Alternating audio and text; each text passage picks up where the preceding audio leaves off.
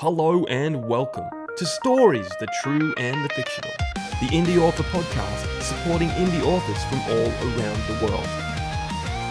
This episode is brought to you by Rebecca Castles of the Rising Dawn series. You too can become a sponsor by heading on over to buymeacoffee.com/STTATF or follow the link in the show notes. And now, let's get into the show.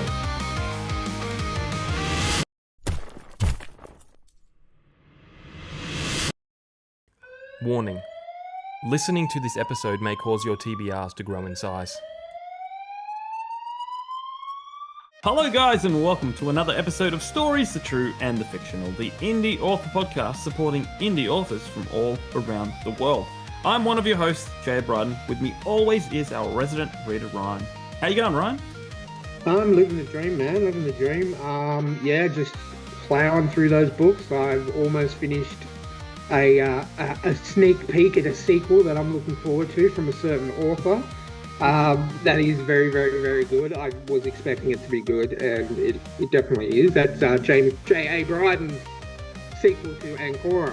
Am I allowed to say the title? Well, that's a working title. It may not be that. Okay, well, I won't say it then. Yeah. But it is great. It's dual perspective. I love dual perspective books. I'm reading a lot of them at the moment. And I am almost finished Timothy Robert, The Flame of... and Jamie can edit this out. Yeah, it's not because I can't remember it. It's because it literally has a long, impronounceable name. Al-Madraz, I'm going to say, is worth. Timothy, if you're listening, feel free to correct me. But yeah, it is such a good book. It's a fantasy one, so it is a long one. So it is taking me a little while to get through, but it's very good. And last weekend, I saw probably the best horror movie I've seen in quite a long time. It is Evil Dead Burn, the finale in the current Sam Raimi Evil Dead trilogy. You guys will probably know the early one from Bruce Campbell, Evil Dead 2, and then Army of Darkness. That was started in the 70s. This one is, I've watched all three of them. They're all great, but Evil Dead Burn was amazing. The character development, they made you care about the characters and then ripped them away from you. And there was, for those of you who don't know, I'll give you a quick rundown. Evil Dead is usually a group of teenagers in the first movie, they find the Necronomicon, the Book of Death. They read, being stupid teenagers, drunk and high, they read the incantations which bring to life the Evil Dead spirits and can turn, if the character dies, they then come back as what's called a deadite, which is basically a zombie with full brains, and they then terrorize the rest of the people until they all die. Very, very good, very strong female protagonist. You really feel for her, and you want her to get out and to live, and it's just when you start caring about another character, good old Sam Raimi, they're gone. But yeah, fantastic movie.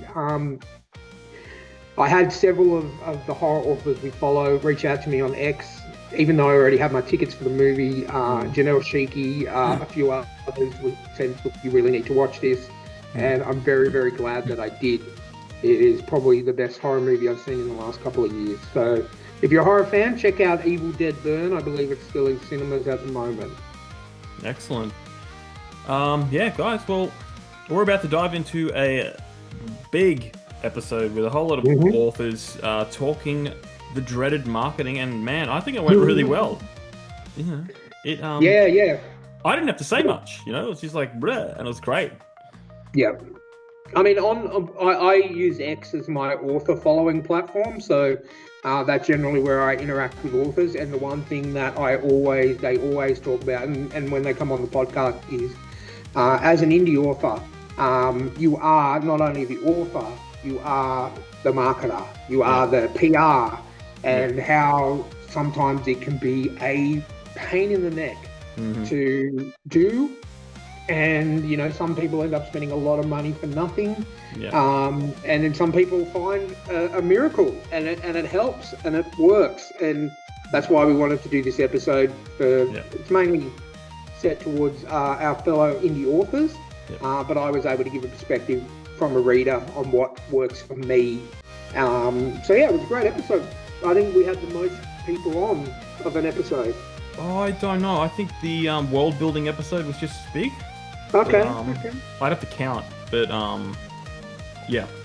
But A lot of anyway, people, yeah, and it was a lot of valuable information in there, guys.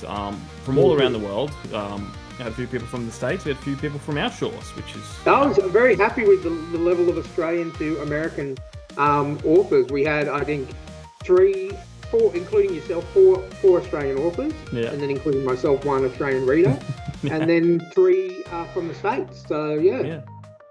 And no surprise to our viewers, Michael Vadney was included. Yeah, he's starting to become the Samuel L. Jackson of our episodes. That's it. Which is great because he's amazing and he's a really, really talented writer. Yeah, he's a great dude. And on that, guys, because I keep forgetting to plug it, I'm in an anthology called The Rings of Adventure with Michael Vadney, and it's a lot of fun. It's like a Advent thing. So it's not Christmas themed. The theme is around rings, and basically come September the Kickstarter launches, but then it gets released in December. Like pretty much 1 or 2 short stories a day will be delivered to you, and you get to kind of not be bombarded with them all at once, but you can read 1 a day or 2 a day, and it's going to be so much fun. I'll leave the link for the Kickstarter down below. I believe we just, at time of recording, passed 100 followers who are following the Kickstarter, so it's going to be huge. So keep an eye out for that. Also, keep an eye out for our sponsor, Rebecca Castles. Our honorary sponsors, Janelle Schiecke and Alexander Robb. All their links are down below. I will say this. I don't do it much. I'm 4 chapters away from finishing this, and my word, get ready for a... I can't stop thinking about it. I put it down. I can't stop thinking about it. I'm at work and going, oh, why am I at work? I took it on my trip to the city, my 2.5-hour trip to the city, and I read a chapter and I got train sick. But that's how committed I am to that story. So check out Alexander Robb and Ryan will definitely vouch for Janelle Schiecke. Not my genre stuff, but I can tell she's just a brilliant. She is a very, very, very good horror writer. So make sure you check out her 4 books, and one of her books, Death Cult, which is her second release. Apparently something is coming more from that world soon, according to her newsletter. So check it out. Check that out. And last of all, guys, buy some merch. We've got mugs. We've got shirts. And Ryan's got Living the Dream shirt, and there's a whole lot of stuff you can, and every bit of merch you buy, it helps keep the show going. That's if you're inclined to support us. And then I keep forgetting is also our Discord. Reach out to us there. We do a lot of organizing through that. That's where we post all our scheduling first. So it's first come, first serve. So yeah, reach out. We'll give you the link. But now, let's go talk Marketing 101. Hello everyone and welcome to the show. Boy, do we have a lot of people to talk to about... I mean, who figured there'd be so many people that wanted to talk about marketing? I mean, Ryan, how are you going? Did you expect this many people to want to talk about marketing? No, I just thought everyone was on here because they wanted me to spend money on their books. It's like, I thought today's got to be a good one. We're doing 2 podcasts. The interview person, I already own his book, so I'm not going to spend any money. But then I see so many unfamiliar faces, so I probably will spend money on this episode. But yep, I'm doing good, living the dream. On not much sleep, but I'm here. I have my friendly energy drink with me. If they want to sponsor me, that'd be awesome because I spend enough money on it. But yeah, looking forward to a good discussion on marketing. And I can give my perspective as a reader because I had lots of thoughts last night in relation to you guys might really, really hate marketing and everything, and I know it's a lot of work, but I mean, that's how I found the majority of the 210 indie author books I have currently on my Kindle. So, yeah. And I don't know if you guys noticed the subtlety there. He lifted up the product and it was product placement. It's so easy to do sometimes, just to just let things pop up like that. That one's for you, Michael Bundy. But we will get to you in a second. First, I'm going to just go round my screen. So first time on the show, Laura Morris. Thank you for joining us. Thank How are you?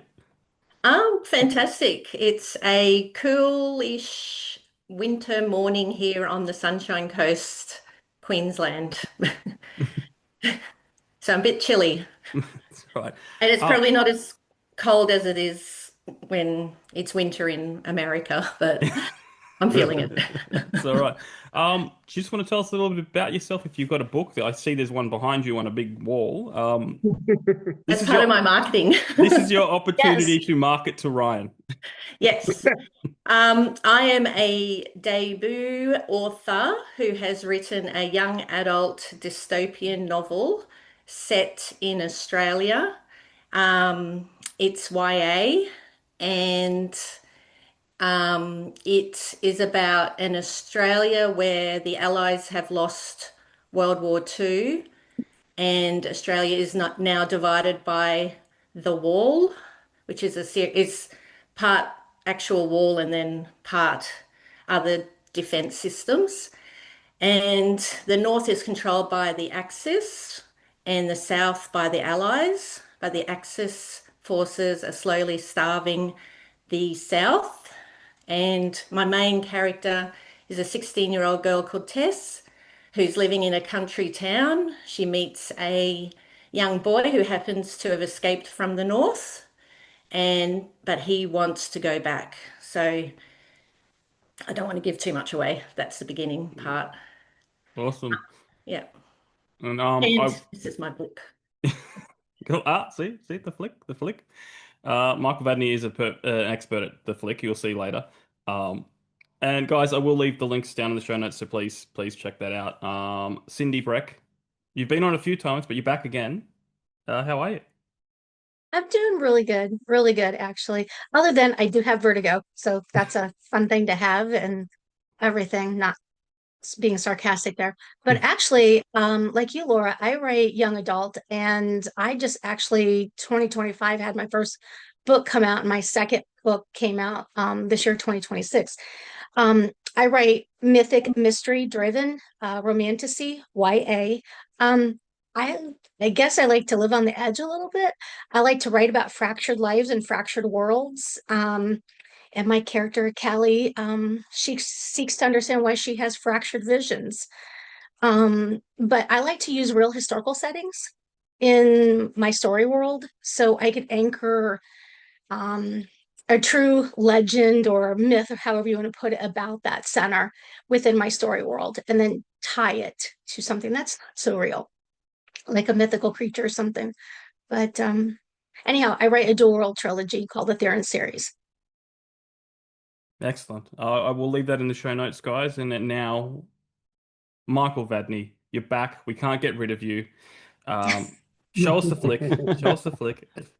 All right, the magical flick, which I saw you do your own flick, by the way. That was Yep. an amazing flick. But yes, hello, folks. I'm Michael Vadney, author of Crownfall, this noble dark fantasy. Not my first time on this show. Probably won't be my last. They can't keep me away. I just keep knocking down the door. But yes, I wrote this book, came out earlier this year, and really excited to talk about marketing. Excellent. I feel like you should probably mention the other thing that's coming out soon, that we're both a part of.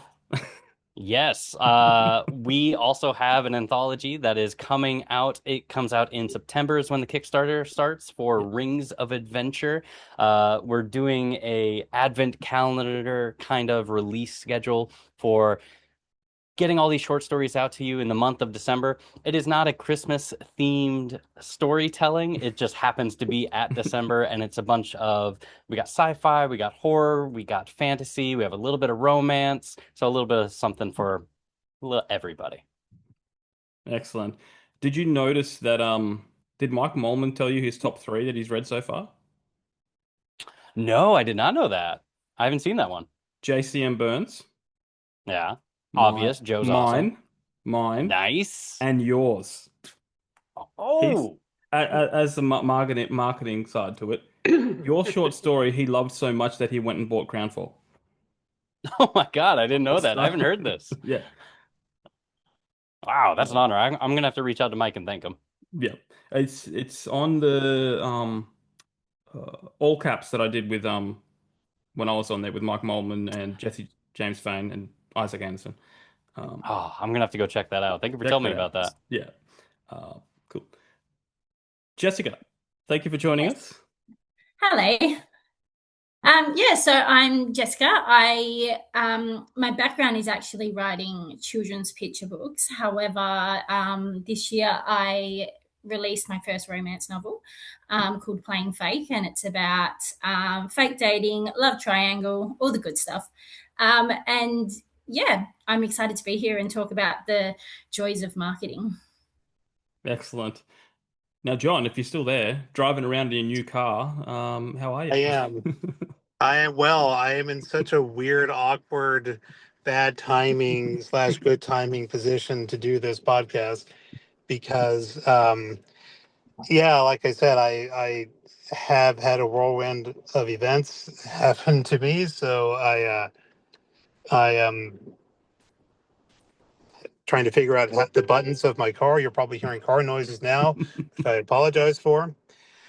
But anyway, yeah. So I'm happy to be here, and I'm happy. I live in Texas, so it's very hot here, and I'm happy to hear so many other YA authors on here because I myself write young adult sci-fi adventure, superhero action stories, and that's first love. And I write about I wanted to put my own spin on the superhero genre, which is this little genre that not a lot of people explore, you know what I mean? So, uh, but excuse me, I'm trying to do my pitch as I'm like trying to figure out a new car and just trying to parallel park. It's all a big mess right now for me. Great first impression. So, anyway, you probably think, or is every Texan like this? I'm like, not too far off. We're all crazy. Anyway, so yes, in the books, the Eric Icarus series, it is about a 14-year-old boy who lives in a futuristic city full of tech-based heroes. Think more like guys with Batman type gadgets or Iron Man type suits, that kind of thing. And this boy Eric, discovers one day he has the if I can talk, this is why I write instead of talk, the miraculous natural ability to fly, and he basically has to make sure he's not a lab rat because every other science focused person in this entire city would want to study him and cut him open and see why does he have a real power when everyone else has to rely on gadgets and whatnot. So in order to blend in, he hides in plain sight. He decides to become a member of the local superhero team, and it's uh, fake hero, real powers, and he tells the world he has an anti-gravity backpack that gives him his abilities, so no one will ask any questions. But he finds out the danger is very real, and I am on a podcast thing right now. Thank you. I have so many people coming out the woodworks trying to buy my book. Oh my gosh, can you believe it? So anyway, I'm trying to just run down my elevator pitch while trying not to like freak out and be like, am I parked correctly? Am I going to get a ticket? It's just a big thing going on right here. But anyway, I really appreciate you having me on That's right. in my crazy state that I wish I could say I wasn't always the scatterbrain, but it's kind of the norm. But anyway, I do appreciate being here. Awesome. Thanks, guys. And lucky last, Charlotte, thank you for joining us. Hello. I'm guessing you just got an EV, John, because my husband just did the same, and it was the same thing of like, what do all the buttons do? Like, It's not, but oh, still, I still don't understand anything. But yeah, yeah, it's always the way with a new car, whether the wipers are on the other side or it's always a bit good fun. But anyway, yes. Hi, I'm Charlotte. I write under the name CK Scott. I am a relatively new author. I published my debut book, Heart of the Human, last year in November. I think it was November. Um, this is a romantasy and it is an adult book. Basically, I got back into reading after the birth of my twins, and then I got sick of the fact that every character was 19 and pretty naive and made some very annoying decisions. And so I thought, why don't we write about somebody who is a mum? And so basically, this is Josephine who gets trapped in a different world and has to try and navigate that world and find her way back to her twins, is the very short of it. But this is a trilogy with a prequel novella type book that I'm also working on at the moment that has the backstories, and I'm obsessed with the covers. These were by Arts Can Dare, and she is bloody incredible. Yeah, absolutely stunning, and they're all going to be like this. So yeah, happy to talk about marketing. It's interesting to talk about marketing because I would say, oh, I don't know anything about marketing, but I work as an engagement professional in real life. So I'm like, well, I kind of do, but I also don't. So it's going to be a fun conversation. Oh, that's it. I mean, a lot of people don't. Well, it's the most common thing to come up, and the people going, I hate it. I might start with the question. We had a question on from X from someone called well, their handle is Lost in the Trenches, and it sounded pretty, typical. It said, "What's something that actually works?"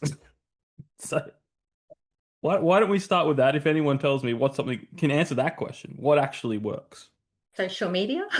Social media. It Yeah, can. Yeah. I would definitely say social media, but really the big thing I would say that works is looking at other authors who are successful and who are within your genre. Like if you do YA romantasy or if you do science fiction or fantasy, looking at other authors that are higher up on the totem pole than you and seeing what kind of things that they're doing and do your version of that. I have found a lot of success with that. See, that's easy for you, Mark, because yours is clearly a genre. Mine are just That's true. so multi-genre mixed that I don't know where to, um, To out it. Yeah, yeah, that is a little harder. Just trying to really niche down into what Yeah, you're doing. yeah, I would say that would probably help a lot for marketing in any direction, is just yeah. knowing who you're trying to sell to and what you're trying to sell them. That's it. Like everybody gave their pitch here today. Knowing your pitch is great. Yeah. Cindy, you had your I would have to agree with Michael that I think looking at what other people that are more experienced, have to do, but I think there's an original formula for each one of us, and I don't think it's the right one to stick to all the time. I think we have to grow yeah. in our experience as marketers. And I think at the same time, how you market your book is different than how you market your brand, and you are the brand. And this is something that, you spend all this time writing this beautiful book. I mean, it gets endorsements, it gets all of this. And then, you put it out there and you think you've got the keywords, you think you've got the categories. And then what happens? Amazon decides to put you into a total different category without your quote permission or whatever. And then you're flailing there trying to figure out, where do you gravitate to? What do you do? And I have learned, and I'm learning in the process. I don't think you ever don't learn in marketing or writing, but to give something a chance, find the niche, like Michael was saying, find something that separates you from other YA fantasy romance writers or science fiction writers, or something that makes you unique, and then build on that idea as you move forward. And I'm not saying I have the answers. I'm just saying I've been talking to traditional authors that are on New York Times bestsellers list and other authors, and they seem to have their own method. Like some of them even get on there, like AP Beswick. He's fantastic. But he just gets up there and he just says things, but he doesn't do much, and it's always the same thing but said in a different way. And it's just kind of like, cool. But pull at the heartstrings. That one I've learned. Catch anything emotional that you can and market it. Even your own personal dysfunctions, and people love it and flaws. But, I would definitely agree with what you were saying, Michael. Cool. Charlotte? I've had actually a surprising experience with the whole social media side because I get decent views, but I've actually had way more success with in-person and physical books selling. Like, because I thought, oh, maybe it'll take off on Kindle Unlimited. I pulled it from Kindle Unlimited because it just didn't make much traction there. I had a lot of family and friends, obviously, initially, buy it on Amazon and stuff, but getting it stocked in in several local bookstores has been really huge, and just I guess the advertising side and going in person to book events. And even like my pharmacy now has got half the staff are fans just because they struck up a conversation because I was wearing a romantasy shirt. And now I've got two people there who are like, when's the next book coming out? When's the audiobook coming out? And like that genuine engagement, which I mean, I know I said I'm the engagement specialist, but that genuine engagement has done so much more for me than the standard marketing advice I've been given. So yeah, it surprised me that physical worked, and there's this trend going back to people buying books in store now rather than just buying the ebook. And yeah, it surprised me. Yeah, I definitely think in person's like I found a lot of success in that. We had a new bookshop open at the start of the year, and they just had a local author section launch, and they had a big night of it, and a whole bunch of authors got to speak and all that stuff. And then my book sold out on the night, and I had to run to the car and get them more. So That's amazing. That's awesome, dude. Congratulations. That's fantastic. John, I just want to say your car looks a little weird. There's a fan. Oh, yeah, there's a fan. There's green paint. I'm not actually in my house. I didn't just stop into some person's house. This is I'm welcome here. This is like it's funny. I burst through the door. There's my family eating dinner, like, come join us. So I'm like, no, this podcast is more important. John, this is great marketing. Yeah. Yes, great marketing. Remember. Very memorable. Yeah. So you can make a short out of this. Yes. Yeah. Marketing is more important than family. No. Tagline. Yeah. No. All right. Anyone else? Any things that you found that work? I wanted to double down that the in-person stuff is working really well, and the in-person stuff can feed into the social media stuff too, as you like point people towards your socials and be like, hey, follow me to stay up to date on what I'm making, like for when the next book is coming out and stuff like that. And then I also think, watching other debut authors on social media has been great for me because they're new and I've learned from them like what will work for me and what won't work for me as well. So watching other people at that stage of their writing career as well has been very helpful. If I could add to what you guys are talking about, I totally agree with what Charlotte's saying, that in-person marketing is fantastic. And where I'm at in the United States, we're blessed to have lots of places to go. And actually, there's a group of us that are hosting an event this year in September. But I will say something that I'm learning that's really more engaging is when people see that you want to give back. And I'm thinking, like, if you lead teen workshops at libraries or social events, it seems to, not that I make any big money or anything, but it seems to build a good rapport with the community that you want to be there. And then so when you do go to local events, they're like, hey, where did I see you? And they remember that you were at this event. And then it stirs other people around them to draw attention that you're somebody that's not all about like, hey, I want to take as much as, hey, let's give, let's share ideas, let's build a network, a community, and stuff like that. And not just pushing the sales, but all of it indirectly works for you as an author and your brand and moving you forward. So I don't know, I just kind of found I've been working with some authors and we'd partner to lead some of those teen workshops. And it just helps the community. It helps future believers and of networking and writing the craft and stuff like that. So, right. Yeah, for sure. Yeah. I just thought I'd offer two reader perceptions. The first one I may be a little bit biased at, but by going on podcasts, I love doing this podcast, and I've met so many amazing people. But it started off as a running joke where if you come on the podcast, I will buy your book, but it's turned into a truth because I'm getting to know you as a person, and that is 90% of why I want to buy the book, and 10% of I'm going to enjoy it, and then when I read it, it turns into 100% of of me enjoying it.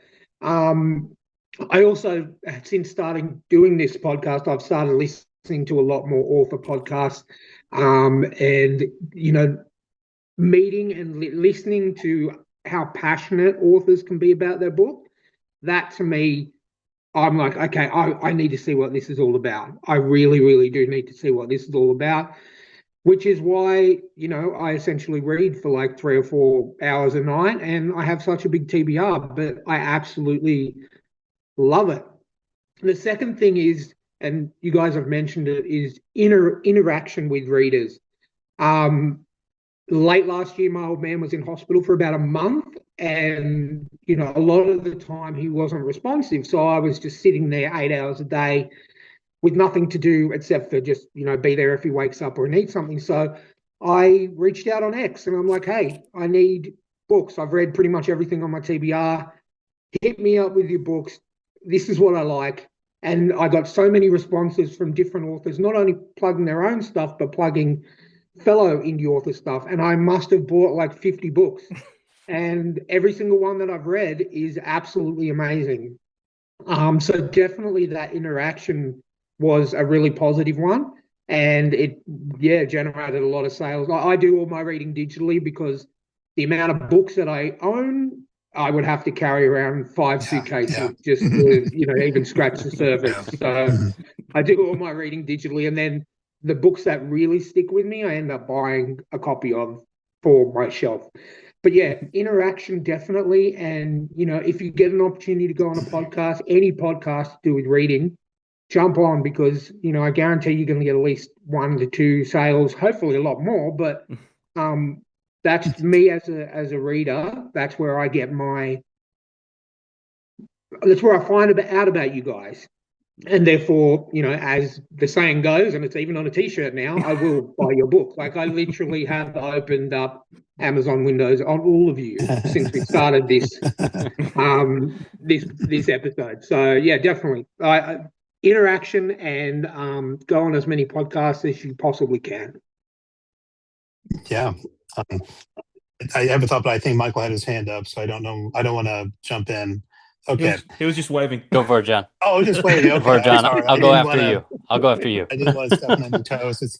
But I just wanted to piggyback on the in-person interaction is honestly the best thing that I've noticed that has worked. I think is pretty universal for, well, I would say universal, but I would imagine for most authors that would be the same. And as a matter of fact, tomorrow, Texas time, I guess, I don't know, but on whatever Saturday is for me, I am actually attending a Comic-Con. I have my little table, and there's a comic book convention in Waxahachie, Texas, which is in the Dallas area. You don't have to know where it is. No one's heard of it, but it's close enough to Dallas to give you a general idea.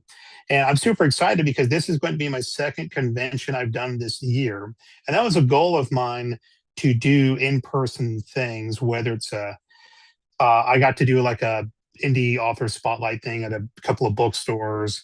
And that took a lot of, just as I'm sure many of you know, a lot of cold emails, kind of like a numbers game. Somebody's bound to respond with something. And a lot of times all you have to do is just ask. They may say no. Some may say yes. And in the but in the instance of the convention, you pay money, and you have to pay for your little table space. And I found one that was reasonable, and I wanted so many more gimmicks for my table, but life happened and I had to get a new car, obviously. So I'm a little bit more bare bones than I would like to be, but we have all the essentials, and I'm very excited because I have a new anthology that just came out.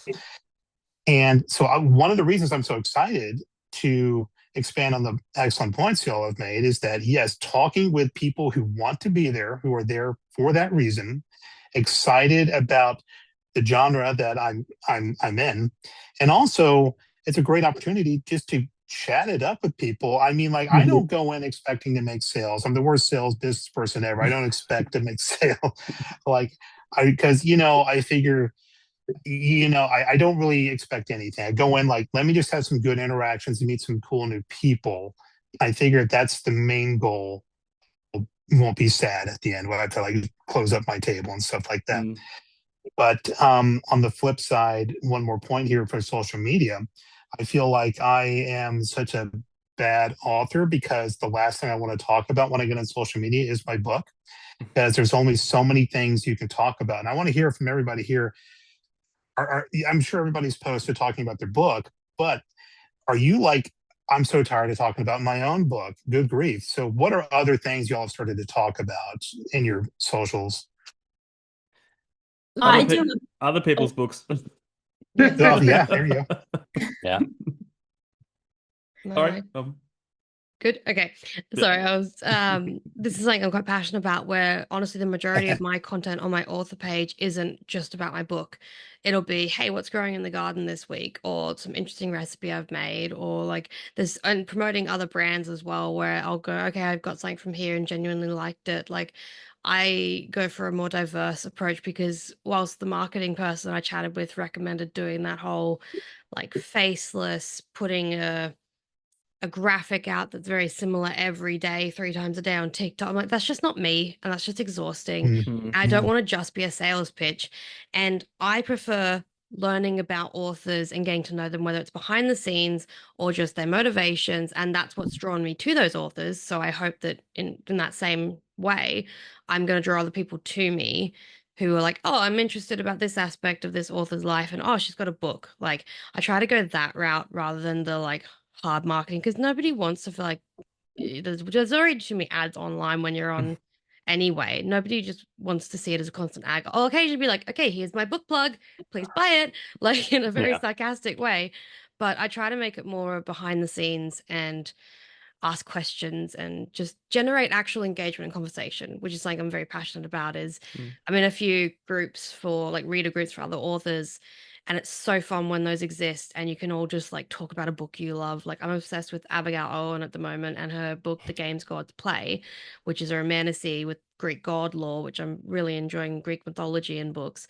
But all us authors just get to go on there and nerd out, and it's fantastic. And I would love to build a similar community someday where it's all like, we're here because we all love this book, but we can also support each other and talk about a variety of topics. It doesn't have to just be about the book. And I have chronic illnesses, so I often talk about that as well. So I make it really diverse. It's, probably 1 or 2 a week is about my book, and the rest is just whatever's going on, which makes it easy to make the content when you're a time-stricken mother. I'm the exact same. I only probably do 1 post a week about my actual book, but I do like a weekly update, and it's like titled Life as a Mum, Small Business Owner, and Author. And then I just do little snippets of my week of like how I'm handling motherhood, what I'm writing. And I find that a lot of readers, like, they want to know about your process. So I share like the process of like where I'm up to. So like I'm currently up to editing my second part of my book, and I like share a little snippet of like my favorite part that like one of my characters have said that week. And I find that that does well because people want to know, they like to know who the author is. They don't just want to see book covers all the time. So that's one of the posts I do a week, and I find that that does really well. So. Yeah, I would say like the reason, there's like 2 big reasons that people want to watch your journey and they want to watch your process is, one, with the rise of like AI and everything like that, they want to know that a human being is behind the art that they are consuming. A lot of people, that matters to them. Then. But the other thing is people just enjoy watching other people follow their dreams. They enjoy the passion that you have for creating your book, and they want to know, what is this person? What kind of person is this who actually goes out and pursues their dream? Because that's what we're all doing when we write these books. Most of us have been thinking about it for years before we finally made the leap. And other people out there have dreams that they have thought about for years. And maybe someday they'll make the leap. So they kind of have this like curious, what is this person like? How did they actually do it? So doing posts about like your process and like what kind of person you are for like, what are you doing in your everyday life is a good way to supplement and break up the post of, here's my book, buy it. Here's my book, buy it. Like that should only be like a third of your content at the most. The rest can be talking about the book community. What are you reading? What are your thoughts on books? And just things about your process in your life. What are you up to? And those are like the three things that I'd like to break them up by, because it just works really well and people don't get tired of it too much. And do what's comfortable for you. Oh, sorry. Do what's comfortable for you. I have 2 teenage children who have told me, don't do it, don't do things, that's cringy. I ignore them and I still do it. So for example, I've done a post that there's a water dragon in my garden and like little things like that. Going out to dinner and things about my life, and then also like some sad things about my life as well, and that kind of motivated me to finish writing my book. So sharing personal things. I had quite a few responses to that post that I had. So that's what I say. Do something that's comfortable for you and don't listen to other people. Don't listen to your kids. Got it. Don't listen to teenagers. Don't listen to teenagers in general. I actually think the more raw and real you are, the better it is. And it's hard for me to get in front of the camera. I mean, to talk like this, I mean, it's like we're all in a living room and just chatting. But when you're by yourself, and to come up with stuff that's quote entertainment or something like that is kind of like, gee, what do you do? Because you pour your heart, your soul into a book, but then I'm not the type of person to dance or sing, which I don't mean to offend anybody if they are, and that's great. But that's not me. I do it by myself, but not on camera. I mean, I'm a goofball, but I started doing something called Cover Crush and Book Crush. So if I find a book that I genuinely like and I engage with, I'm going to review it and I'm going to post it. And even just a book cover that's not even in my genre, but something just like 10 foot away that's just like, wow. And this is all subjective. This is just me putting my 2 cents out there, lifting somebody else up in our industry. Because, hey, and then I'll tag them. And I've gotten really good responses because I'm like taking the time to read their book, lift them up. Now, if I get a book that I don't like, I'm not going to put anybody down, because I want somebody to give me an honest review. And if they give me a 1, I will accept it. But I'm not going to go out of my way to review a book and then put it a number 1 on my book. But I don't even use a number scale. But I think it's important to find different ways to make your brand an identity that's individualistic from everybody else's. But I definitely like what people are saying here. Don't just promote your book, but if you do promote your book, do something fun, do something like engaging that's quirky, but not always like what other people are doing. You do something that's unique to your brand. Think outside the box. Think outside the box. Yeah. Oh, you said think outside I did a the box, scavenger which would hunt be today. an awesome slogan. Scavenger hunt, that's awesome. Scavenger hunt, that's awesome. What were you scavenging for? Well, I did an interview and then I was sipping a coffee and it was today, and I put my coffee down. I'm like working on some design that I was doing, and I'm like, oh my gosh, that's like a secret I'm going to reveal. I can't do that. And then I'm like, wait, what about finding Waldo? And I'm like, oh, what the heck? So they always say don't put the link in the narrative section, put it in the comment section. So I figured if people were smart enough that they could look, that they could see, and then they would look down in my comment section and say, hey, this is the next thing I'm writing about. But they would have to look for it. Then when you share it, and I'm not somebody big, I just try, but I shared it to other pages on Facebook and stuff like that. And then I gave them a little clue. And I had some people that kind of actually engaged a little bit. So we'll see how it goes. But it's just, I write about like National Treasure vibe, Percy Jackson and Olympians, that kind of stuff. And so that's just kind of like find that treasure or find that clue or just something that's different, And kids engage with that, even though for some reason I seem to like draw the 25 to 45 age group with my genre. I mean, I went to 34 events last year, and I think maybe a handful of kids that were YA bought my book. It's most of the older people that are engaged with that stuff. It's like cartoons. So, It's like cartoons. yeah, I still watch cartoons. I read a crap load of YA stuff. So whenever people say YA, I'm 44 years old. I still consider myself a young adult, sort of. But like you mentioned Percy Jackson. I have been reading Rick Riordan's Percy Jackson, all of his stuff, for years and years, and I still read it today. It's. Yeah. I think the reason why a lot of the people in that age group like it is because I think we grew up when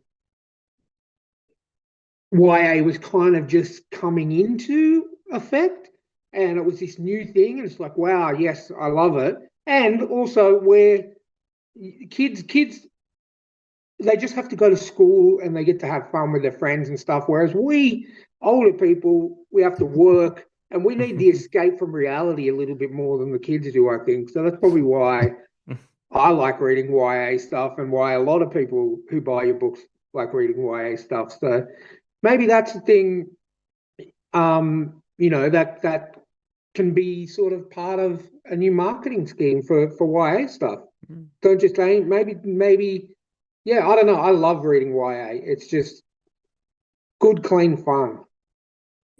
I do too, but I think the nice thing about young adult fiction is that you don't have the same parameters of the responsibility of adulting. Kids could get into a lot of trouble, and it's more fun. It's more engaging. So I know, Charlotte, you write a lot of you write for 19 and above, or that age bracket, your protagonists and stuff like that. How does that work for you? I mean, what age bracket do you see people buying your stuff, and marketing to? Is that the age group that you market to? So my character's in her early 30s, and so is the main male character, and that's for a lot of reasons. Like, I remember, this is far back, like reading Vampire Academy as a teenager, and then in hindsight being like, oh, reading about a teenager dating an older teacher, well, not that much older, but like still an adult. And that was the norm in a lot of the books that time. I was like, I want to make sure there's different books out there for when my kids get older. So it's marketed 19 plus. I don't mind if older teens read it, because I feel like I'm demonstrating a healthy relationship, which I feel like a lot of books previously didn't. But I've been surprised that like the people who's a fan, the person who is a fan at the pharmacy, she's like 19 and fresh out of school. I'm like, well, this is a mother, but I have a lot of side characters who are young adults and are going through those like, oh, I'm figuring out how to be an adult, or figuring out that aspect on the side, so that if they're interested in that, it's still there. It's not just like, okay, the grown-ups are talking. Like, no, but I tend to market, I think all the way up to 40s plus. I'm trying to think how old. Yeah, it's that full range. It's mostly women, but I have had some reviews from the male relatives who've read the book and they enjoyed it too. It definitely seems to hit better with women, which would be expected. But for most people, there's a character for everyone in my book. Like there's someone with ADHD who my friend who's on the spectrum reached out, was like, that person's got ADHD, don't they? I'm like, yep, they absolutely do. And the point of those characters is for someone to resonate with you for whatever reason. But yeah, I market it mostly towards women and mostly towards late teens up to 40s. Mm-hmm. I think that is a big part of marketing, is just Thanks. knowing who is your target audience and trying to gear your content towards them. That's my problem. I just put QR code. I just put plain QR codes on trains now, and people buy it. It's hilarious. There you go. I've got a question for you guys that's related. Do any of you guys engage with like paid ads yet? Because I'm not at a stage yet where it's recommended. I've got a lot of indie authors who've suggested that once my series is either completed or almost completed, do it then on your first book. So then you've got the read through and purchase through. But do any of you guys do the paid ad side yet? And what's your experience if so? I've done it with Instagram. Mm-hmm. I've done it both with my picture books, as well as I did run an ad for my romance novel once it came out. It gets views, but for me, it's never been successful. Yeah. Yeah. So I've kind of now gone, no, I'm not going to waste my money on that. Yeah, it's that hard thing of going from views to sales. That seems to be where it's like, I've got lots of views, but not many sales. Which is crazy for me as a reader. Like some of the best books I've found are literally just doom scrolling on Instagram. Yeah. And I've like read like a little snippet and I'm like, oh my gosh, that book sounds so good. And then I've just like then stalked the profile and then that's how I found my books. So yeah, I was a bit surprised that I didn't get any sales from it. But then I think I only spent like $30. So it only gives you like, I think 500 or 100 views or something. Yeah. So. Yeah. I've dipped my toes in it, but I kind of like when I was told whenever you travel to Vegas, you got to bet big to win big. I'm not willing to put too much money down on this. I'm like, I'll do like the penny slots version, and maybe you get what you pay for. I just haven't really been able to fully commit because I don't know. I just don't really not trust it per se. I just know that that's a whole brand new skill set that I never went to any schooling for. I never had any proper training for this particular thing. As every author knows, you go in thinking, hey, I just want to write my cool story and share it. Then you find out, even if you hire an editor, you still have to be an editor. You have to be your own. You can hire someone to market for you. You still have to market too.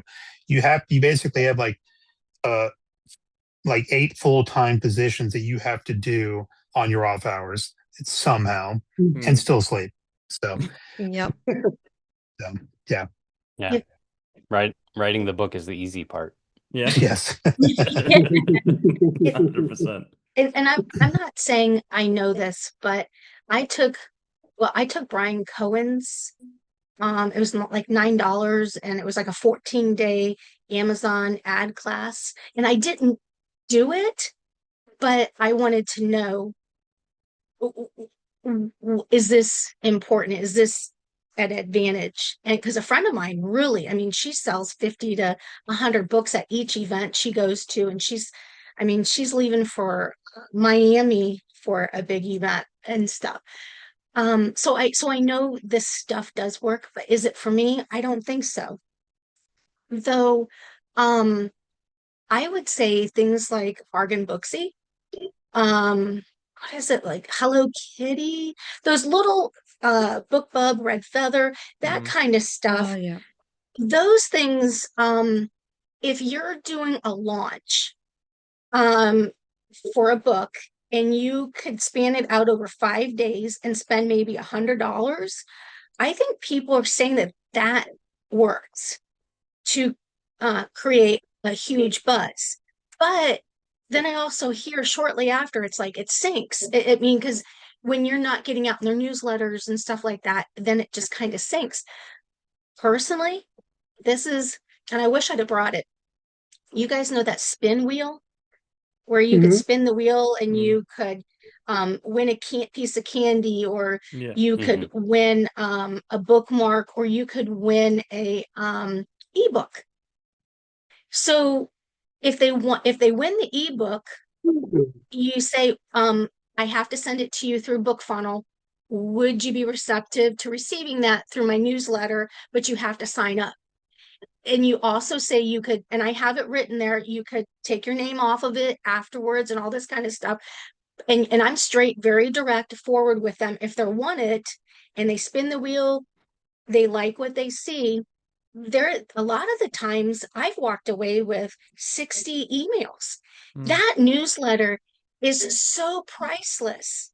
I have people that contact me through my newsletter and ask, hey, are you going to be at this event? Are you going to be at that event? And now, is it hundreds? No.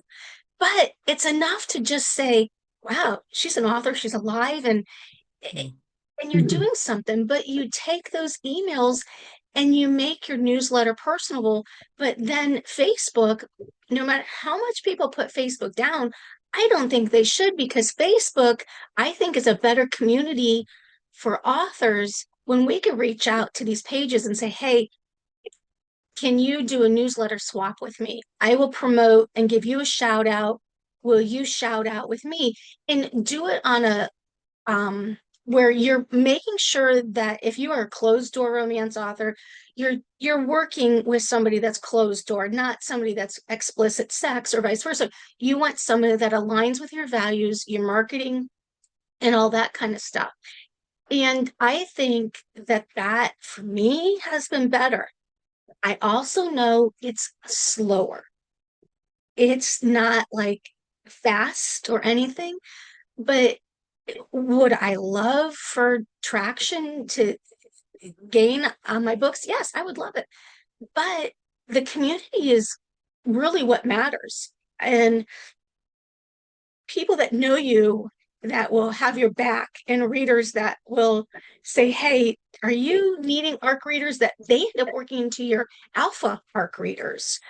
I don't know. I know that's a marketing approach that I don't think many people are taking advantage of. But I mean, I start out with spinning the wheel at book festivals. They win an ebook. I'm like direct with them and say, hey, if you want to sign up for my newsletter and stuff, and then I'll get you that free book. But I also keep my ebooks cheap.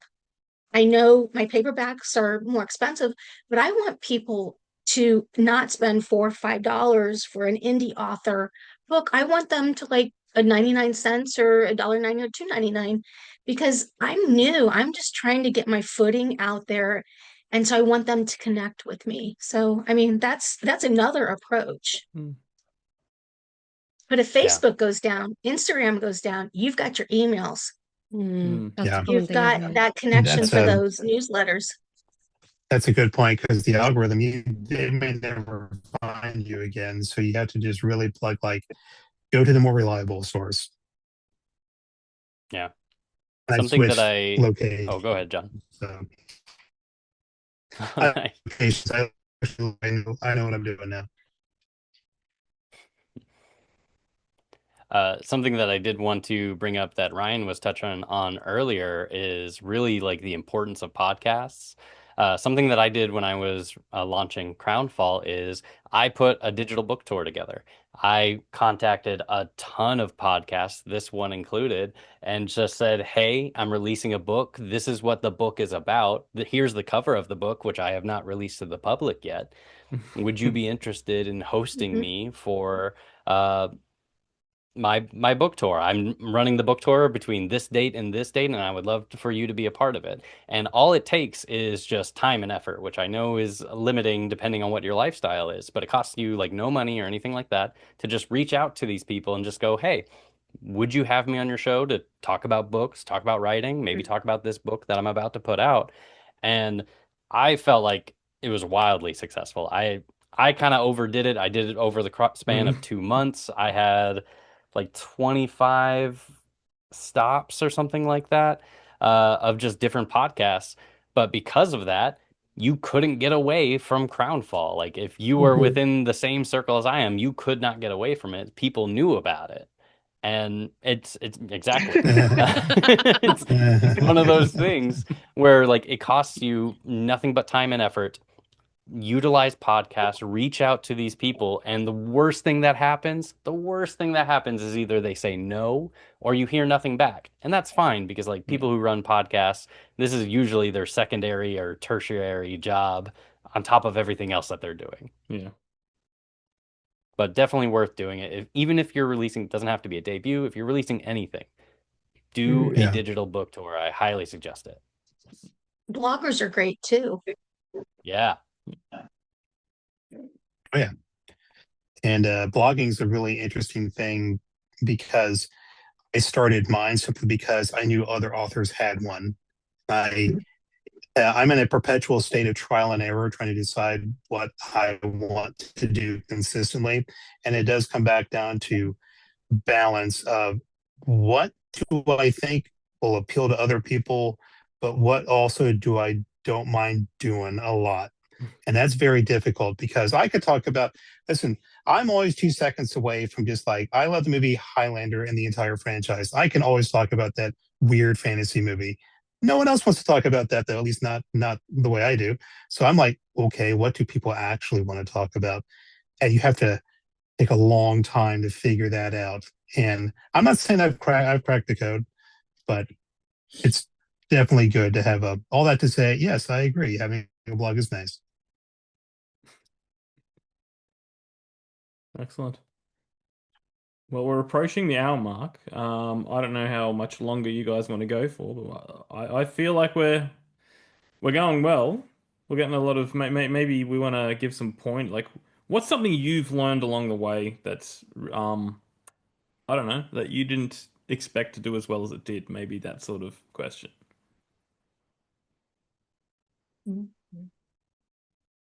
I had one recently where I was just asking for reviews. I put up a post and I just said, like, hey, I'm gonna give away some review copies of this book. If you're interested, reach out to me. And I was really surprised how many people reached out and how successful that was. Just simply ask. Nice. I agree with I agree with the ARC reviews. I never did that for my picture books, but it was obviously very like people said to do it for your novel. And I ummed and ahed about it. And honestly, it was the best thing I ever did because these Bookstagram accounts, they like back you and they make like, if they like your book, obviously, like some of the posts they did and like they did all like authentic like backgrounds where they went to Pinterest and grabbed photos from like what like stood out in the book. It was really cool. And then like they tag you in it and then it just gets it in front of so many readers. Like I found that was really helpful and I'm glad I did it. The only thing I would do different with my second book is I was so nervous that people were going to be like, this is terrible. That I only did a very small group. So I maxed it out at 25 people. It was only meant to be 10. Yeah. And then it kind of shifted to 15 and then 20. And then I maxed it out at 25. But yeah, that was definitely something that really worked for me. I totally agree. ARC reviewers on Bookstagram and the Book Talkers, they have been absolutely amazing. And I've just engaged in conversations with them in private messages and they're just so supportive. And I just had this opinion from other people that, you know, TikTok was scary and social media was scary, but I've met some amazing people and they've been fantastic. And I'm in the situation now where my reviewers are now posting. They've just got the review copy. So I'm seeing the amazing videos that they're doing. But they haven't read the book yet, so we'll have to see. So I'm in your position, how you were thinking. I'm going, oh no. But yeah, they've been amazing. I'm very lucky to be part of a group.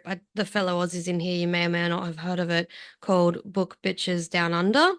And that's got a reader group, that's got an author group, and also a book business group on Facebook. And they're basically the reason I learned how to publish a book because their wealth of knowledge is insane. They have a dedicated art group, which is so much more reliable than finding random people to give reviews because there's no follow-up, there's no guarantee they'll give a review, whereas they do it as a fairly structured program of, okay, who can take on this book at the moment? And then they'll remind them like, hey, could you give a review or what did you think, et cetera, et cetera. And they also have ALC, so Advanced Listener Copy groups, because there's a few people who are audiobook experts in there. I don't know if that's like you guys have delved into yet. I'm in the works of trying to record my first book as an audiobook because so many of my readers go, I'm sorry, I'm a mum, I only listen on audiobooks. I'm like, you know what? I'm the same. I rarely get to sit down with a book with twin toddlers. Like my copy of what was it called? There's an indie author's book that's covered in detergent thanks to my child because I sat down for 5 minutes. So I really can't read physical books at home. But this group has this wealth of knowledge and they support you so much. And yeah, it's hard to find a good group of reviewers. But once you do, it's very important for your book. The I book love that's that covered in group name. detergent, is that clean fiction? Clean fiction. I'm sorry. It's definitely not. It's Monster Oh, Smart name. it's- It's by Lex Loke, and it's a Tempting Triton. It's the second one. It's a sign. It's a sign. It's a Very sign. much not. It needs the soap. It needs it. That wasn't an accident. yeah. Yes, a 3-year-old knew it needed cleaning, clearly. Oh, God. Oh, that's great. Any other final thoughts? I guess final thoughts. I have a question. Yes, shoot. Yeah. So everybody talks about all these platforms, and some people say, join all the platforms and post on all the platforms. Then some people say, hey, no, don't post on any platforms. Don't do it at all. And then some say, just find a platform that's your niche. Laura brought up that she's on Book Talk. I'm like, I have started something there, but I'm not techie. I am not. I mean, I go to Canva and do everything from scratch, then throw it in, and it takes me like an hour to get my posts out in the morning. Yeah. And then by the time I'm done with 2 platforms, I'm like, whew, we're done. I'd rather spend time like and engage in these groups. But what is your guys' method? Are you guys like no platforms, all platforms, or which platform? Here's the trick. You can go on TikTok, you can make a TikTok, you can share it to Instagram, then you can share it to Facebook. So you can share it across platforms. So you make one thing. Yeah, but you probably do that on your phone, don't you? Yes. You make it on your phone? On my iPad. Huh? On my iPad. Okay. Yeah. Yeah. But it is Well, very that's smart. exciting. My thing is, though, it would go to my personal page, and then all my friends get my stuff, and they're like, what are you doing, Cindy? Yeah. Why are you dancing with a tiny microphone? Yeah. Yeah. Boy, if I did that, my husband would probably wonder really what was going on. She's lost it. One of the, because I do the same thing with make a video on TikTok, and then once you post it, you can download it without the watermark and then share it to Instagram, etc. But what's really interesting is I post the same video, the same caption for the most part, tag the same people, and they do wildly different. And it baffled me for so long, where like TikTok, I've got 3 times the followers. Instagram, I tend to get more engagement on my chronic health issues. But yeah, it's fascinating how they perform just wildly different. And you're like, they're the same thing. Yeah. What do you mean? It's weird. It is super weird. Yeah, each platform wants different things from you. True. I post on TikTok, Instagram, X, and YouTube Shorts. That's where everything goes for me. And I use a program called Poobler for scheduling those things out if I have it built up in advance. But a lot of times it's just an ad hoc. I'm going to talk into the camera about something that I'm just thinking about right now. And again, it's posted on TikTok first because you get that download. It's super easy. TikTok has like one of the best captions built into it because all the other programs don't do it as well. And they also have one of the best music libraries if you like to use that too. But then you can take that, whatever you create, and put it into the other platforms. But like my TikTok account is not doing great. Yeah. My X account, my Instagram account, which is using the same content, and my YouTube account, which is using the same content, those are all having steady growth. So it kind of just depends on what kind of content you make for how those audiences are going to respond to it. And you have to find what works for you. Your mileage may vary. And it can take a while, Yeah. I seem to like Instagram and Facebook, and I do like TikTok, but I very rarely post on there. I'm very consistent on the other two, but I don't know. I'm scared of book talk. I was for a while, and then as soon as I put the podcast on there, it started doing really well. It's just like There are the scammers. You got to watch out for them. Constant. I Every day. love them. I Every love day. them so much. Hello, author. Yes. And I'm like, yes. Oh, Jamie, you put up a lot of stuff about the scammers and stuff like that. That's yeah, really good free educational content. stuff. I used to rate them, but now I just they come in so quickly. I'm just like, I got tired of doing it. It was like, like scammer of the day. I'm like, I could do flipping scammer of the hour if I wanted to. Now occasionally we do them on the podcast, Instagram and X, to just like, this is me responding to one because some of them are so funny. It's like, it was James Patterson, the big author that lives in Florida. Yeah. And I put so much effort into that reply, and he never replied. And it was like literally going, okay, where does he live? Okay, he lives here. Okay, where's the restaurant? Oh man, how are you? And you messaging me now when we only just met last week at this restaurant at this time, and then it's just like nothing.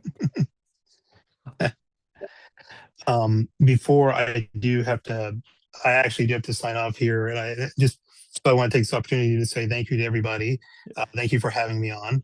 And I feel like I yammer and yap too much, so I'm trying to just be quiet. If you let me go, I'll talk about nothing for hours and hours. But the only parting thought I guess I'll give on marketing is that, yes, I find that if I talk about something, obviously, if you talk about something that you're passionate about, that'll come through. And the goal that I've been trying to really focus on now is, listen, I love my book. I can't expect anybody else to just immediately love it too, right? So and I also think about, how do I use social media? What do I like? And what kind of videos do I watch? Am I buying things from TikTok all the time? Honestly, for me, no. So what am I attracted to? What do I like? And it's basically an interesting personality, if nothing else. So I'm trying to get it across, like, hopefully someone finds me entertaining enough. Maybe I've really annoyed them to the point where they engage in some point. I've tried to, so quick note, I've actually lost access to my X account. I was actually hacked, and nothing really eventful happened. They just turned it into, actually, if you go on at John McBride now, I think it's a fake Keanu Reeves bot. I saw that, yeah. And it's kind of weird. And I've shifted my attention to Threads, which I've actually really liked being on. And so X, obviously, everyone in the world, except I guess now me, uses it. It's still a fantastic tool, a fantastic platform. But I noticed for me, when I got off it, my mental health and energy was so much healthier. Because because people get on X, this is the internet in general, but people get on X immediately, I'm going to be mean. Whereas it kind of depends on what you're kind of attracting to. And I was like, man, am I just bringing this on too? So once I got out of it, I was just like a happier person. And it's that I'm not downplaying X. It works great. It's just, for me personally, I had before taken away, but I noticed that I started just really enjoying myself on the internet way more. And I've gotten a lot more interaction with people. Sometimes it's not even a lot of views, but it's a lot more comments. I'm like, as we said earlier, you can get a lot of views. That doesn't really translate to a follow. In fact, people online say follows don't even matter anymore. So I'm just like, what is the interaction I can give to an actual person? And that's kind of why these in-person things are so important. So that's I'm still trying to figure it out. Like I said, I haven't cracked the code by any means.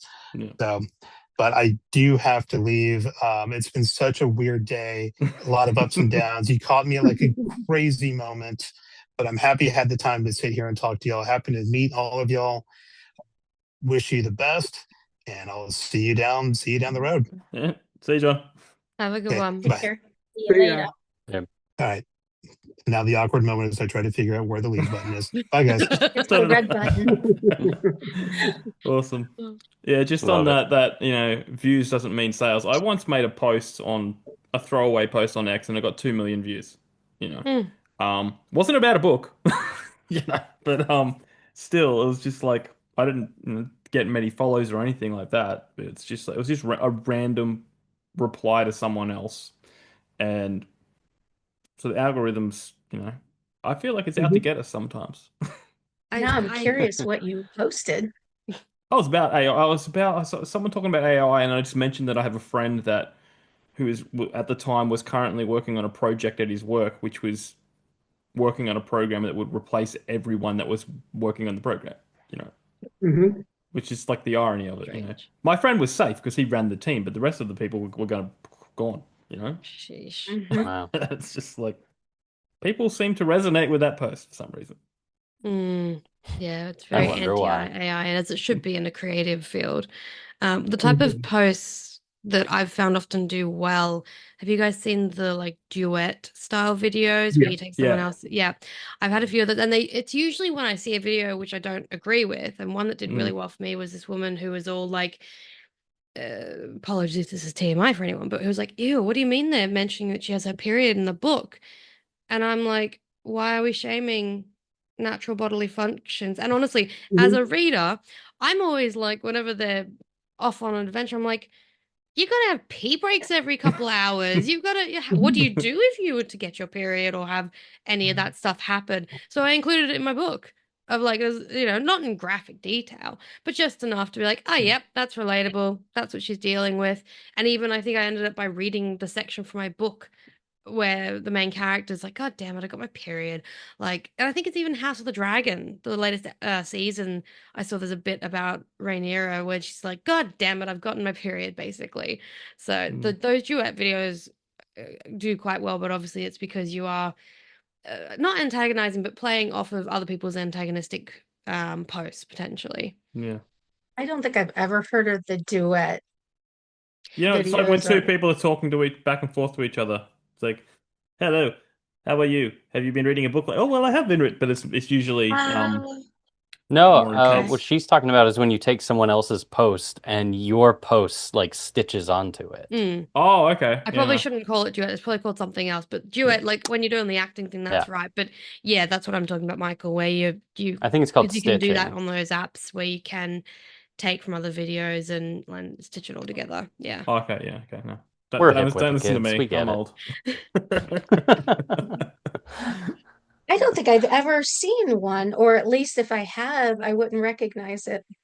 I reckon you would. You'd look at it and go, "Oh, that's what you're talking about." You'll Because see that's something what I later do. today. You'll notice it now, yeah. Michael Vadney's going I to sign think off the and lip make one. sync.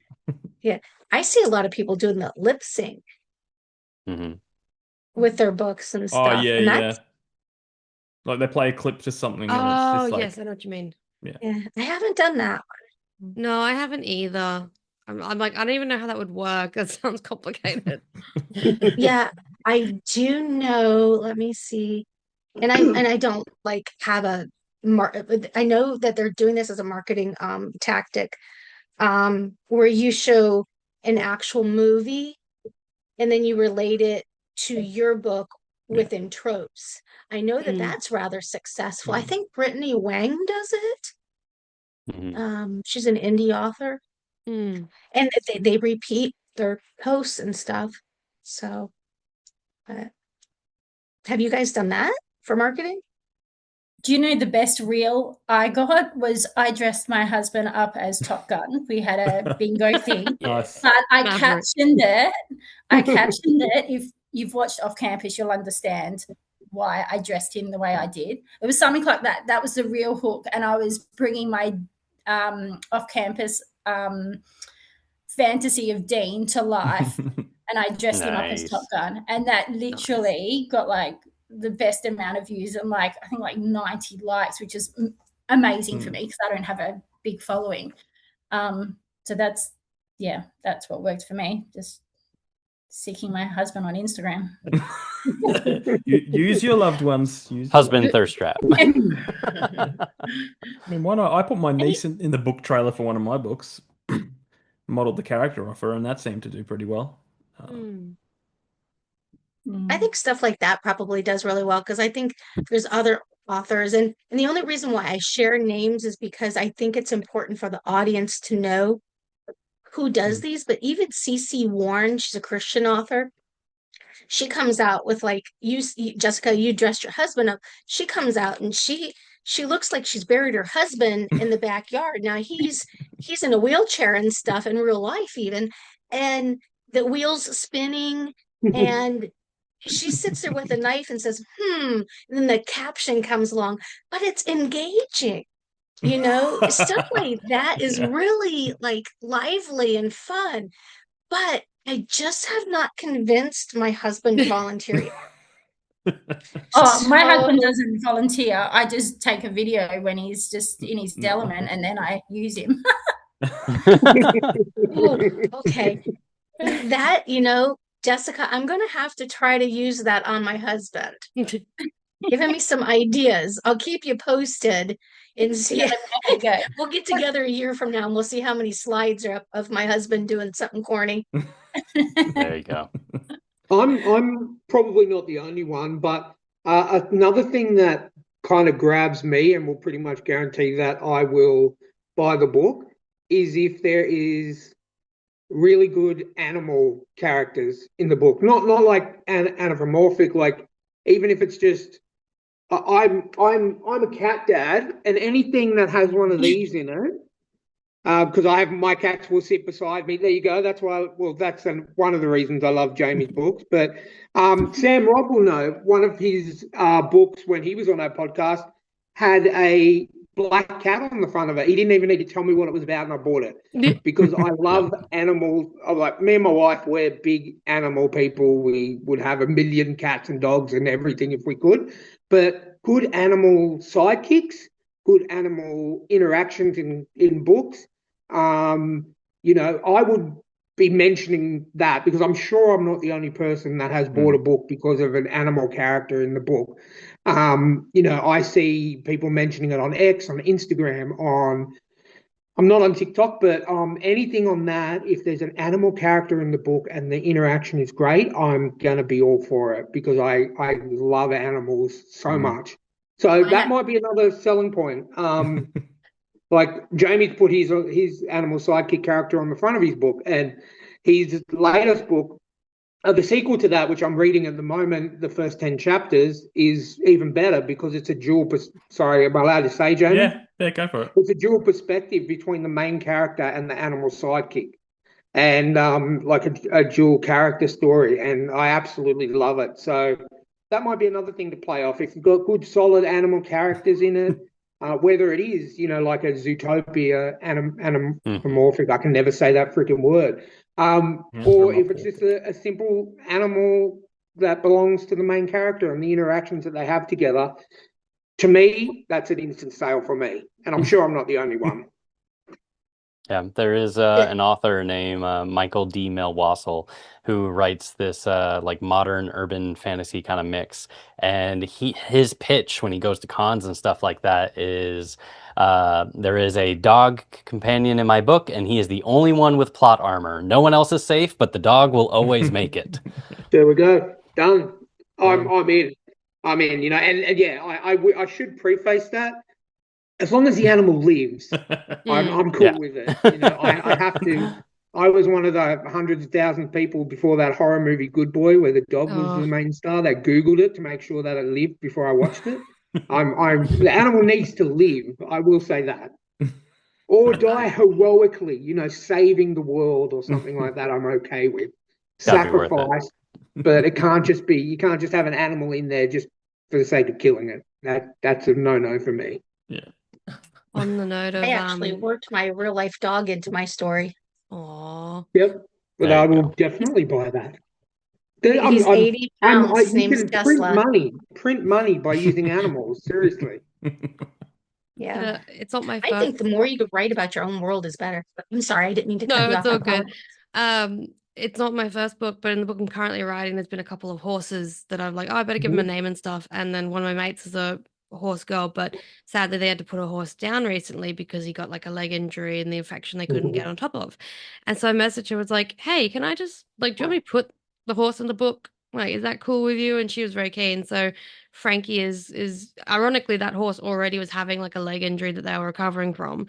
But yeah, that's probably going to be one on market of like, this is based off the real animal, but actually he survived in the book and he gets to go off and do his farm business and, you know, not, yeah, he can go live in that world now because he's no longer in this one. But yeah, Frankie the horse.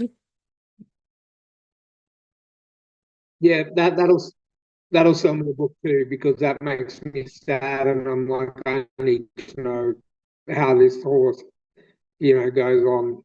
I'm still like, I didn't even cry on my wedding day, but if an animal that I don't know gets hit and something happens to it, I will be bawling my eyes out. And like I've said to quite a few people because they go, okay, so the mother's separated from her children in this book, and I've made it very clear the twins are safe, they're in the care of the aunt.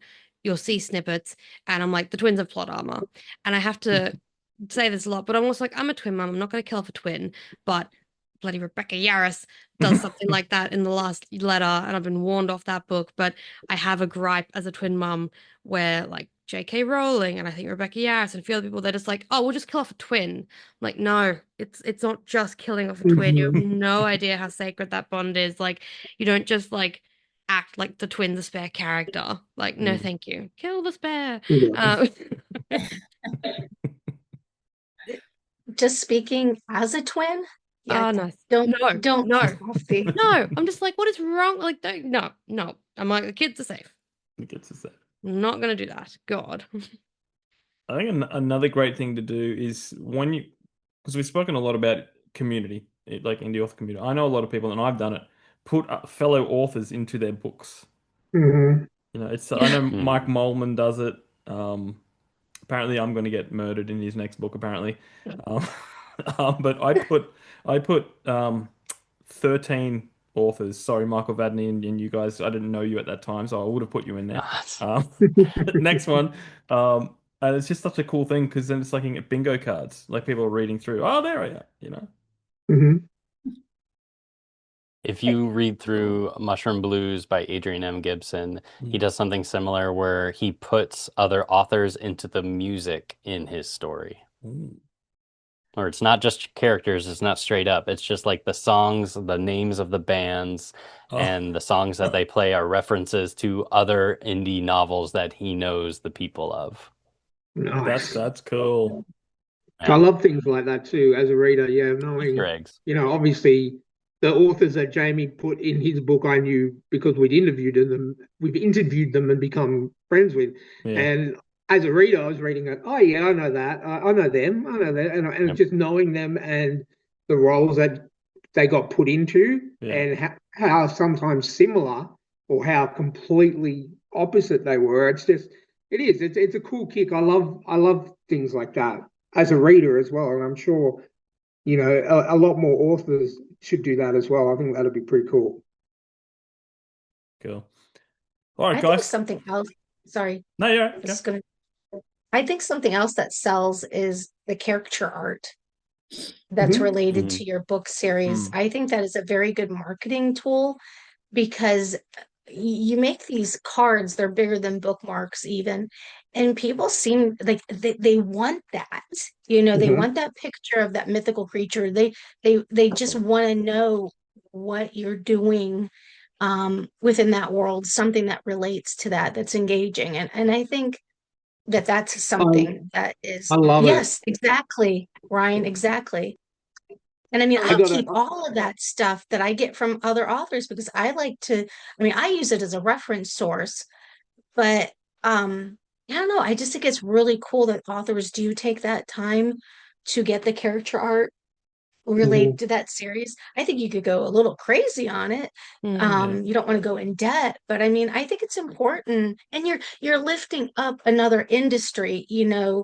of illustrators and stuff like that. Even though I hire my daughter, um, but I love that you said that, because I've got a couple of friends who are art teachers, and I've asked them to create some art around my book. So I hope they're listening into this and they can make that for my book. So thank you.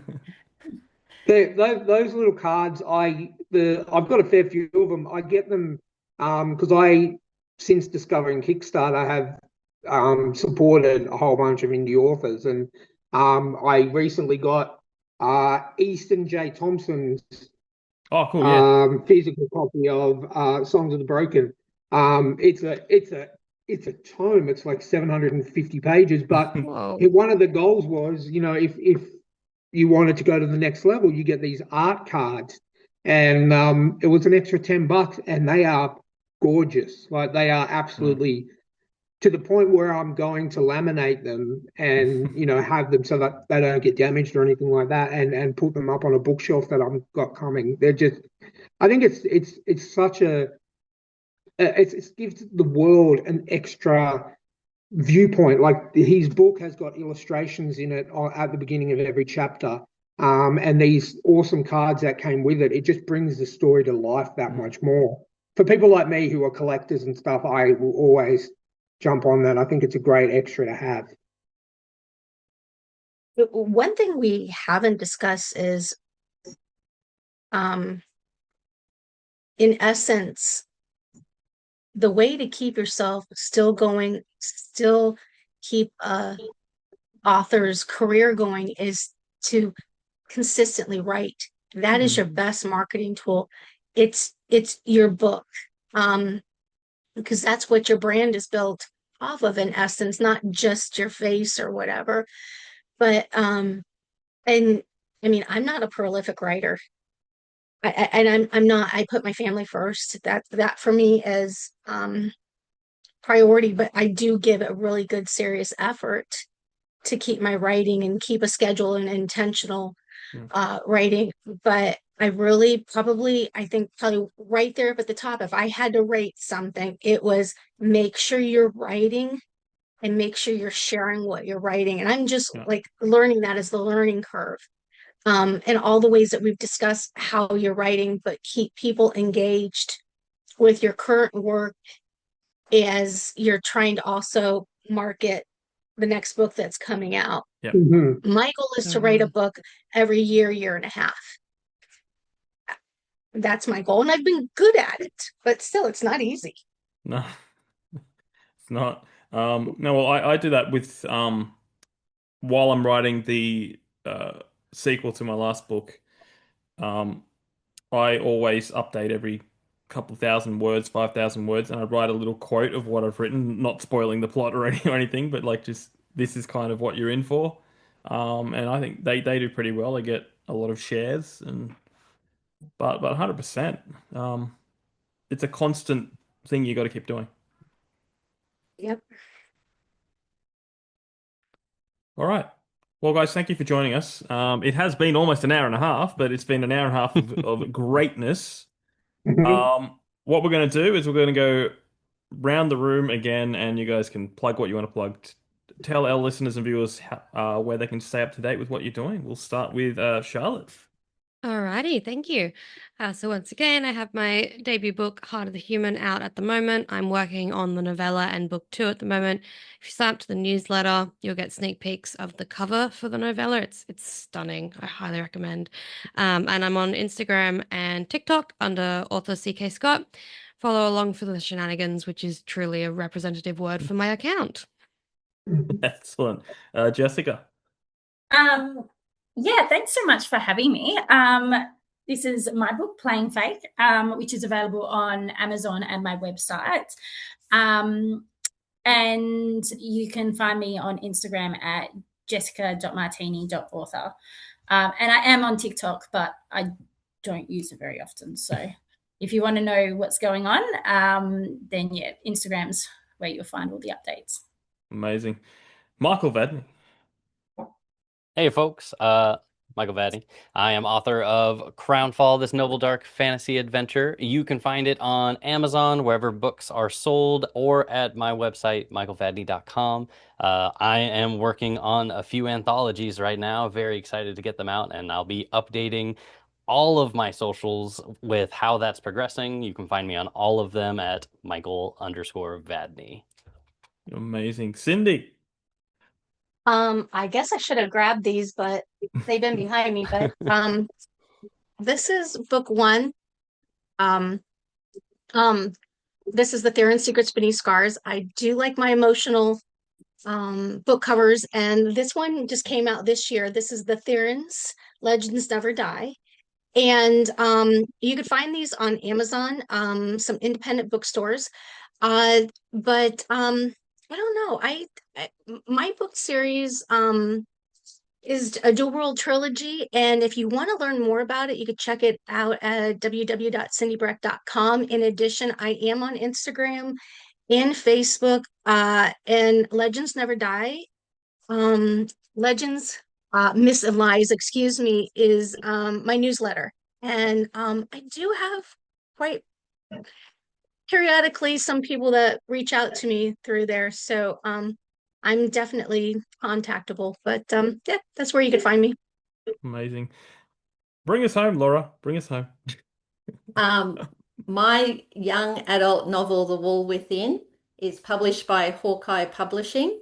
It's currently on pre-orders at the moment and is being released. The official release is 12th of September of this year. I have a book launch at Canteen Kitchen and Bar at Coolum Beach on Sunday the 13th of September, and one in Brisbane at Where the Wild Things Are at West End on Monday the 21st of September. I'm called Laura Morris Ryder on Instagram, TikTok and Facebook. And I'd love if you'd go on to Goodreads and mark my book as Want to Read as well. That would be fantastic and very supportive. Thank you. Awesome. Awesome. Great pictures there, guys. It's like you've had a lot of practice with this thing before. But thanks again for joining us. And guys, please check out all these wonderful authors. Their links will be down in the show notes. Maybe I should plug my Why not? We're All Talking Books and Probably Cora and Chorus. It's a sci-fi dystopian set in the Blue Mountains 300 years from now, pretty much. It's what I call if the road had a little bit of hope in it, you know. So it's a bleak, dark world. It is. People call it YA. I didn't know what it was, but some people read it and said, "Well, it's not graphic or no language, but it's I'd like to say fun, but it's a dark world of adventure and hope." So sequel coming soon. But apart from that, guys, if you want to reach out, thetrueandthefictional@gmail.com. Check out our sponsor, Rebecca Castles, our honorary sponsors, Janelle Schiecke and Alexander Robb. All the links are down below. Buy some merch. Buy both Ryan's shirts. He's got a few shirts that are all about living the dream, and he will buy your book on the screen. But guys, until next time, keep supporting those indie authors, and we'll catch you on the next episode.